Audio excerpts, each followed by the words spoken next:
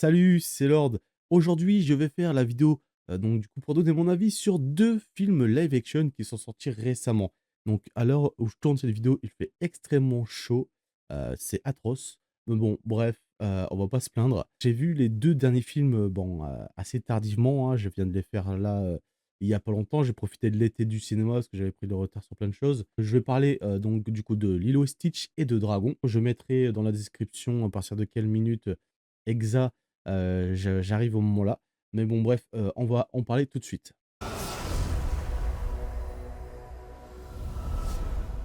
Alors pour commencer, concernant Lilo et Stitch, alors j'en avais entendu beaucoup de bien et quelques critiques moins enthousiastes.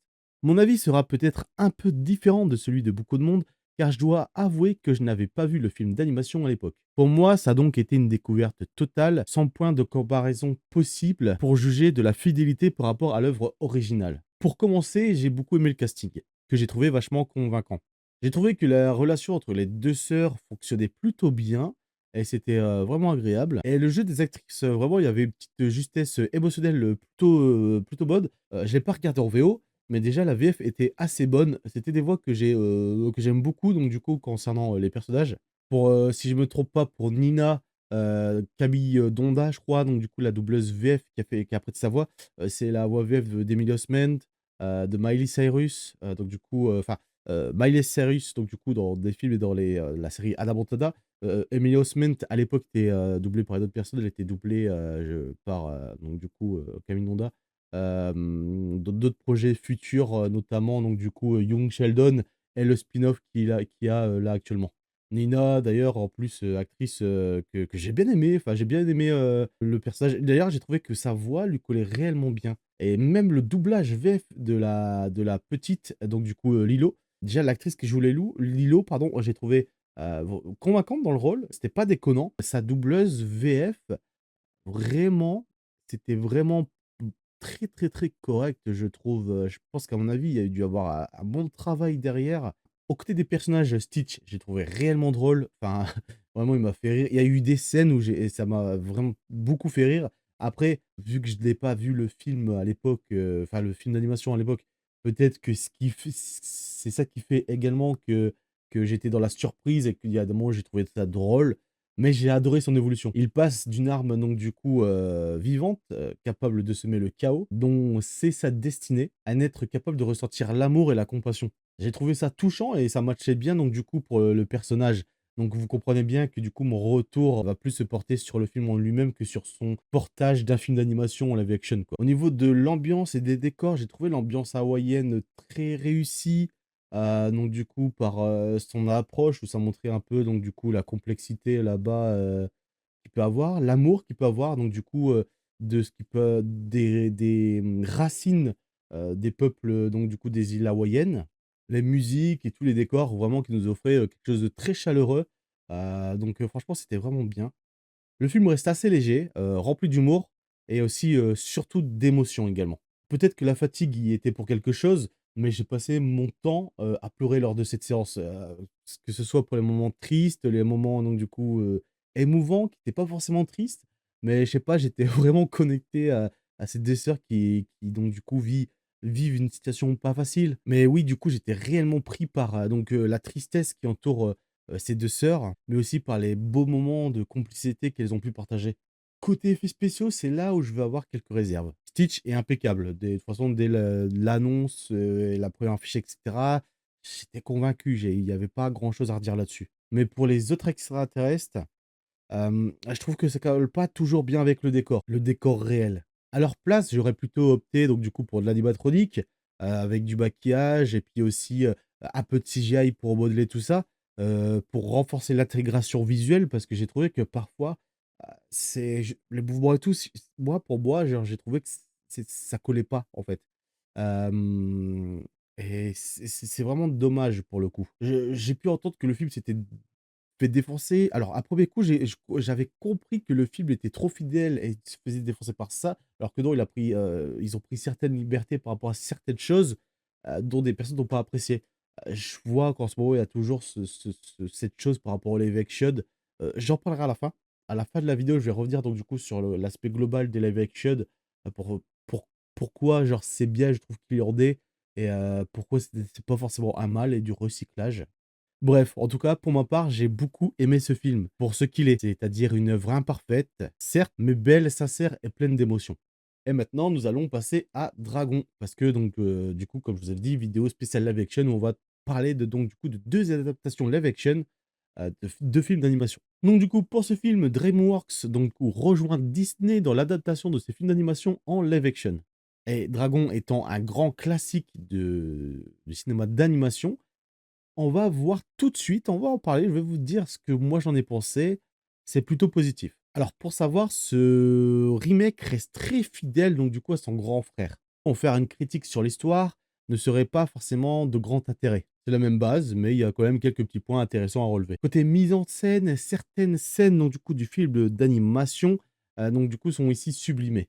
Certaines, scènes de vol de dragon sont complètement incroyables, avec une mise en image encore plus épique et donc du coup spectaculaire. Parce que c'est vrai que le film d'animation, on peut voir qu'il y a un réel travail, il y avait un réel travail sur ce qui était fait, l'approche et tout, c'était très beau à voir. Mais donc du coup, au niveau du live action, pour que ça rende tout ça, donc du coup, réel, ça demande vraiment beaucoup de travail et j'ai trouvé que les plans étaient vraiment, très propres. Après, il faut dire aussi que j'ai cru comprendre qu'ils avaient, fait revenir à donc du coup, le réalisateur du film d'animation pour faire celui-ci en live action et que c'était son premier live action. Au niveau des effets spéciaux, les effets spéciaux tiennent plutôt bien la route. Les dragons restent très proches du design original de l'animation, mignons, expressifs et reconnaissables. C'est un choix qui peut diviser, car parfois certains dragons semblent un peu moins réalistes, intégrer un décor live action, mais je comprends la démarche de DreamWorks. Ils ont sûrement préféré donc du coup rester fidèles pour éviter le tollé que s'était pris par exemple à l'époque Sonic, lorsqu'ils ont voulu donc du coup, revisiter un peu le personnage, enfin donc du coup, dans son design, pour le rendre un peu plus réel, ça n'avait pas du tout fonctionné. Donc du coup, on se souvient à l'époque après la première bande annonce de Sonic, ils avaient dû retravailler le design, donc du coup encore un travail, de post-production. Mais ici, DreamWorks va donc du coup jouer la carte de la sécurité, pour éviter donc du coup toute polémique ou rétropédalage qu'il pourrait avoir, en post-production et qui serait assez coûteux. Côté casting, j'ai trouvé donc du coup les personnages, plutôt bons dans leur rôle. Ouais, c'était assez crédible, notamment avec, Mason, Thames, si je prononce bien, dans le rôle d'Harold. Son jeu apporte une vraie continuité avec l'esprit du personnage. D'ailleurs, j'ai trouvé que son doubleur était, sa voix, VF était assez proche de celle de Donald Renew. D'ailleurs, j'ai constaté aussi dans le film que Donald Renew prêtait sa voix à un des pères d'un des personnages jeunes, du film, donc du coup l'un des pères vikings. On retrouve également aussi Nico Parker que j'avais pu voir dans l'épisode pilote donc du coup de la série The Last of Us, d'HBO. C'était celle qui jouait la fille de Joel au premier épisode. Donc elle était là donc dans cette série. Et également Gérard Butler qu'on a pu voir dans différents films, bah, comme par exemple la chute de la Maison Blanche et les suites des chutes qu'il y a eu après. La musique quant à elle reste très fidèle donc du coup à la bande son originale. On dirait même une copie. Bien que j'ai eu l'impression, moi, à un moment, comme par exemple avec le thème musical, le fameux thème où il arrive enfin à voler, cette petite musique glorieuse et épique, il y avait quelques petites notes en plus, quelques petits instruments où il y avait un petit côté supplémentaire qui était plutôt bienvenu. Donc, non, c'était vraiment beau. Et de toute façon, c'est ça, c'est la puissance de la BO qui elle faisait complètement partie des films, donc du coup, d'animation à l'époque, elle le fait encore partie pour ces live action. Donc en conclusion, Dragon, c'est un bon film si vous n'avez jamais vu le film d'animation.